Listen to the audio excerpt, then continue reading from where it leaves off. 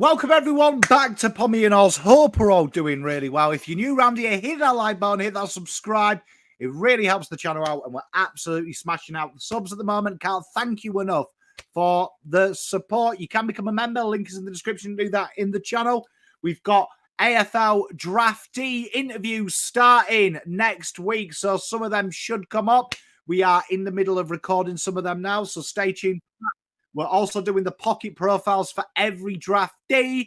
We've got some exciting things coming as well. We're going to really delve into the off-season of the AFL. And let's, without any further ado, get stuck into the preview for the Carlton versus Melbourne. And I am very excited about this one. We're coming up against Melbourne, who themselves are a very, very strong side.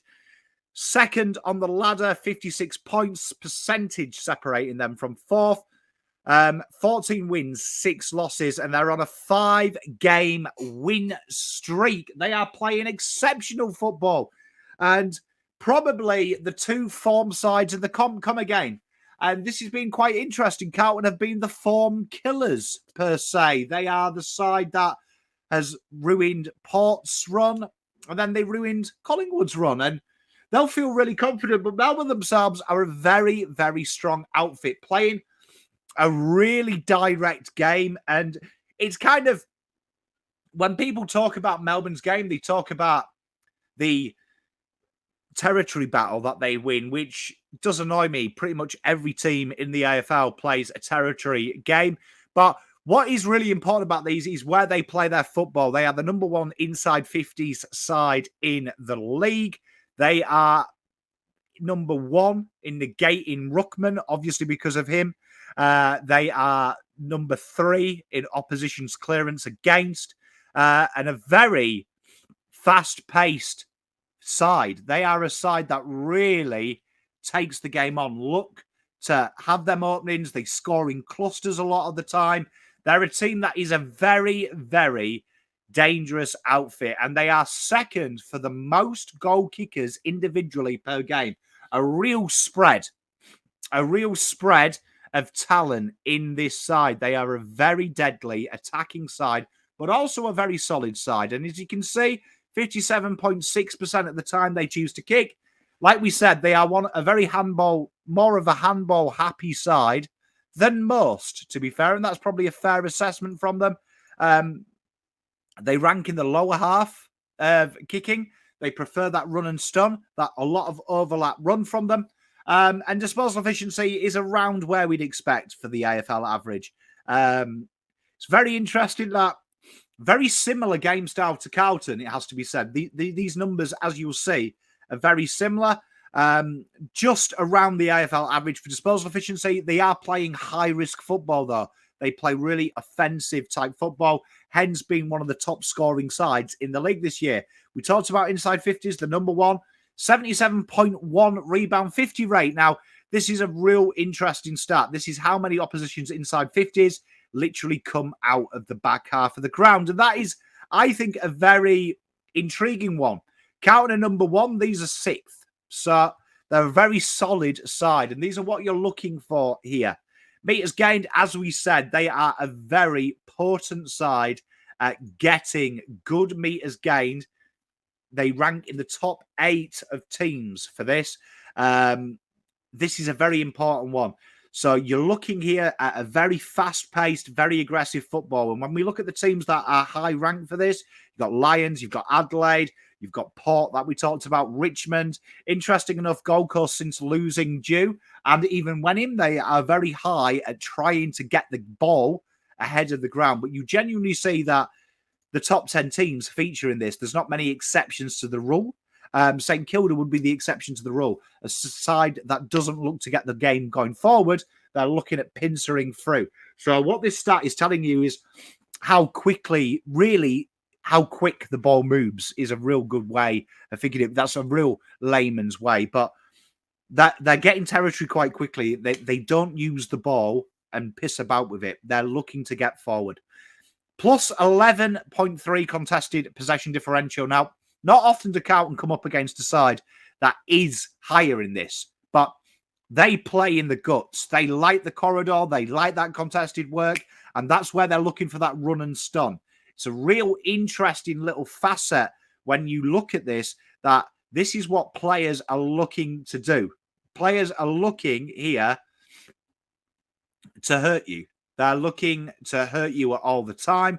They're looking to get that game into the forward half of the ground and really punish you. And it's no surprise that Tracker, Oliver, who's in, these are two players who have the most score involvements in the top five, two in the top five. It's a very interesting little facet. You've got Pickett there as well, who ranks, and Petrarca, who are top 10 for goal assists. They look to get it on the outside and going forward, and that partly comes from their ability to take players on, create 2-on-1s in the tackle, which allows them to always have a surplus elsewhere. The clearance is just above the positive, and the mark inside 50 rate is very interesting. People, when they think of this side and they think of top sides, mark inside 50 rate, I think, is a really good one, because you look at Geelong, Brisbane, Richmond, they lead the way. Carlton are quite high up. You want a happy medium, right? And that's when you look at the spread of goal scorers.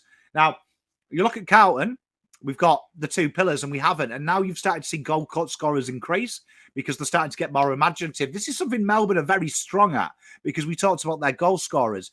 It's not really a true tolls game the way Melbourne do. It would help, but what we're looking for from them more is bring the ball to ground. The tackles is a very big part of it. And it's very funny that when we talk about this, it's one of them things that people, I think, always overlook, right? Overlook how it is. Now, these are one of the hardest sides to tackle themselves. They rank 5th in disposals per opposition tackle, which is really interesting, right? So they do get a little bit of time before they do it. They're a hard side they hit space well. But Melbourne are almost identical again to Carlton in their tackles. Their pressure comes more from a zonal system, especially in the forward half of the ground. They try and hemorrhage you in, and they want you to take more touches. So what Melbourne's game plan is they're trying to force you to kick long. They're very strong at taking that short option away, and that's what they do. They cluster up. You find their halfbacks really get high up in the midfield, and what they're doing there is they're taking them short options off, and they're trying to get you to kick long. They want you to take big territory against their game, because that's how they play. And it's a lot of run and carry when you watch Melbourne play, and that allows them to be in position should they lose the ball. They've got 9, a row of 9, as opposed to a row of 6. So real interesting. The chance creation there, 42% of the time in inside 50, they have an opportunity at goal, which is very high. So we've talked about Melbourne and we've bigged them up a little bit. Let's talk about Carlton. So very similar numbers across the board. And as you can see, the kicking is going down every week, and it's really fluctuating team to team. I expect this week that we do see a lot more handballs. I expect that they look at last week, right? And then they look at the Collingwood week, and they try and find a happy medium between the two. Against Collingwood, there was a lot of kicking. There was a lot of distance gained per ball. They were trying to get over that first line. I suspect, dependent on how the game goes and how it starts, Carlton will ideally want to be able to run through it, right?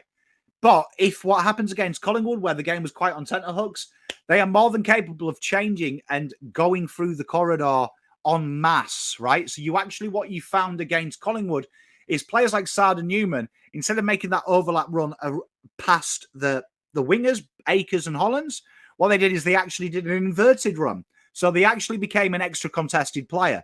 So I expect that is Carlton's game plan going in and saying, look, let's go mano a mano in that area of the ground. The disposal efficiency, very similar. The inside 50s in, again, very similar, not too far. But this is the big one here, rebound 50 rate. Carlton's ability to score on transition is very good. Now, we talked about Melbourne. They do like to get the ball inside 50 ad hoc. They like to get it in a lot of the times, right? So that is going to be a very telling area there for the Blues, that this is one of their one-woods. Carlton's ability to turn the ball back over in their own half and then get it going forward is a big strength for Carlton.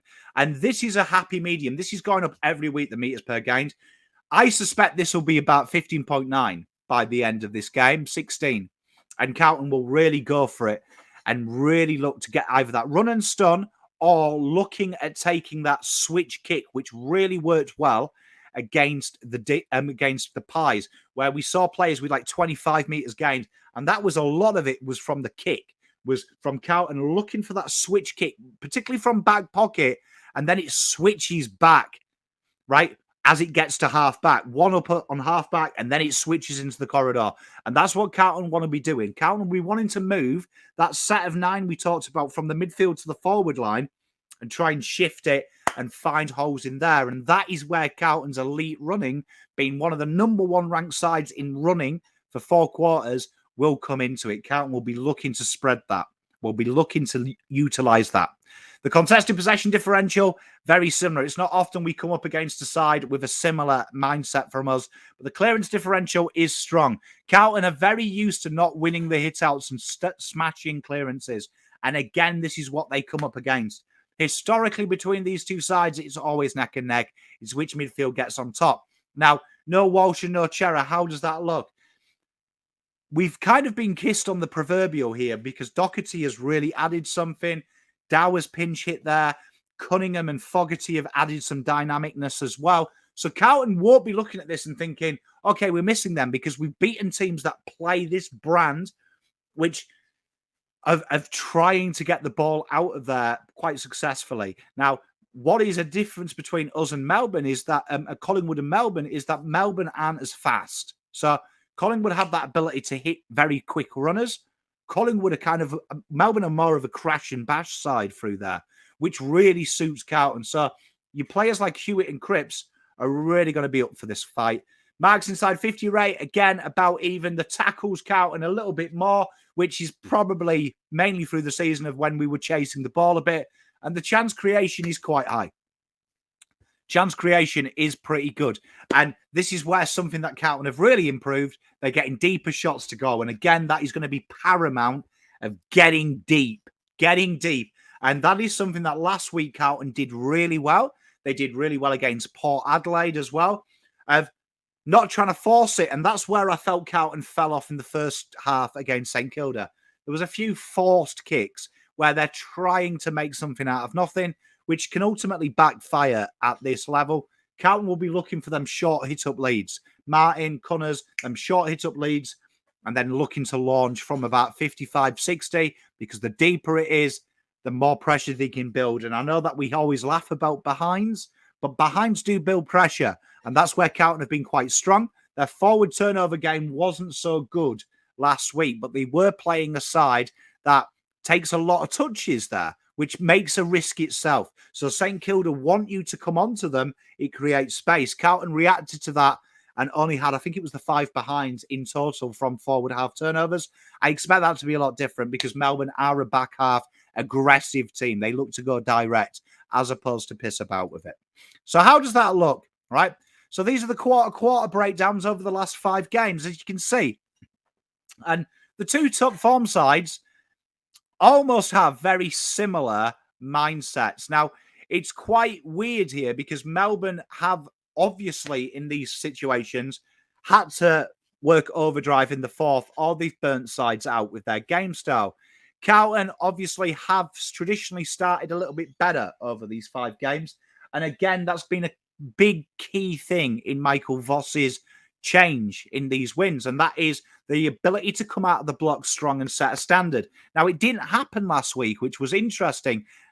They were the better side, though, in my opinion. We did look a class apart when we had the ball. We didn't finish our work. You know, that's something that Voss likes to say. We didn't quite get the rewards on the scoreboard nourishment that he talks about. Interesting, though, like this game here, both sides are very similar up to half-time. Carlton have the slight edge. Now, it's interesting here that nothing really changes, but the fourth quarter is kind of 2 little factors here to take into account. 1, they've had to come from behind, right? 2, Carlton have been in control for a lot of the games, right? A lot of the game's been dead at this stage, which is maybe a bit of conservation, right? Now, one thing that gives me hope in this is Carlton's ability to change. So last week, Carlton really did showcase a really good ability, seeing the game getting away from them and sticking to their plan. And that's going to be really important, this, because both Melbourne and Carlton have a plan that dominates opposition. And there's going to be times here where the game doesn't go either way side. And it's about trying to make you ask the question when you've got it, that your tactics aren't working, but also then implementing your tactics when it's not going your way.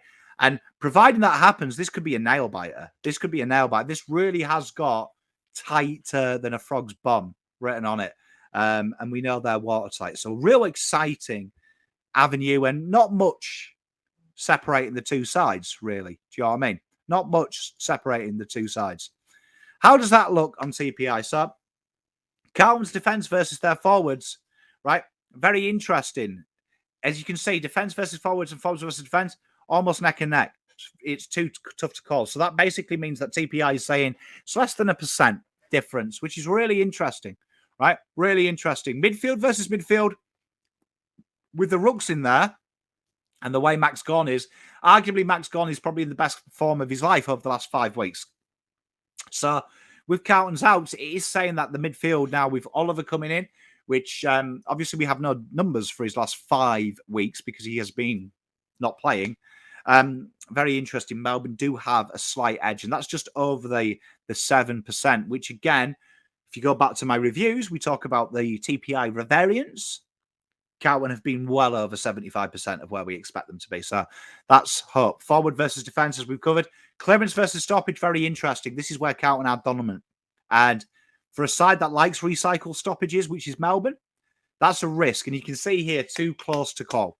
3 points. Melbourne. Now, we had this, I think it was 5 points against Collingwood. And we know what happens. Carlton won. So again, you're talking very fine margins. So my gut feel here says Carlton by 11 points. I think Carlton are going to find something here and win it. I am very excited about this game, though. This is a real test. There is kind of a myriad of the story here brewing, in my opinion, that I think that round 21 game against these guys actually caused the seeds of doubt. They were in control of the game, and the ball, for no unknown reason, came back when it shouldn't have done, and Pickett kicked that goal. And I think that ultimately did cost us finals more than most of the other games. I think it created a mental seed of doubt, which Collingwood then exploited in their fourth quarter resurgence, which they saw Melbourne do the blueprint. And then it kind of went on into the next year. So this is the final hurdle, really, if you want to find hurdles. Do you know what I mean? This is a big game. So this is all in Carlton's hands. They win this and it becomes like a mathematical improbability that they don't play finals. So they've got that duck off the back, which means they can enjoy the next 2 games and go in with that, fuck, we can maybe put pressure on fourth.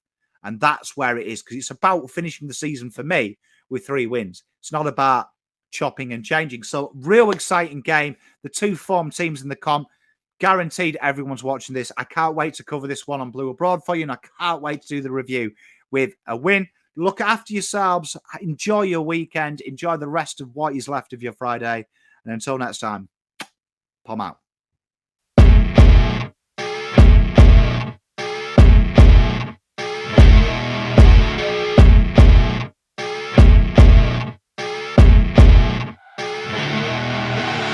I see her rolling up, Uber black Cadillac, high heel boots and a sexy body full of tats. Baby's bad, oh baby's hella bad.